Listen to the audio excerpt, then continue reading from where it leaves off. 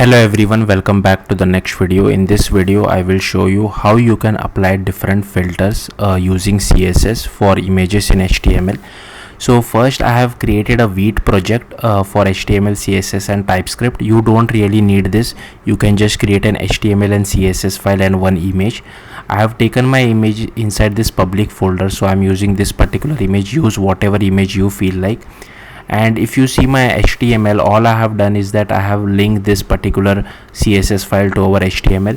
Here is our image and I have given some class to this particular image as well.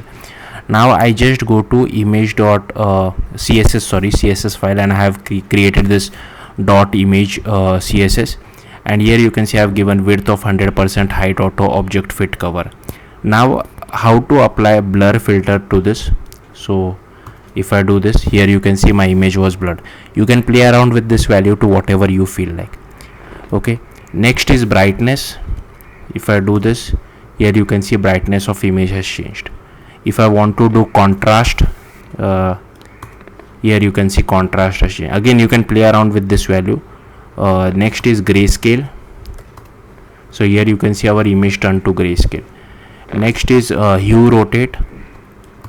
So here you can see hue rotate. Next is invert.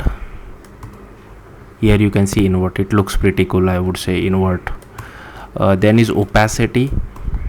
So here you can see this is the opacity one. Next is saturate. So here you can see kind of looks like grayscale to me. And last one is sepia. Here you can see this is the output. So yeah, that's how you can apply different filters. Thank you for watching. Bye.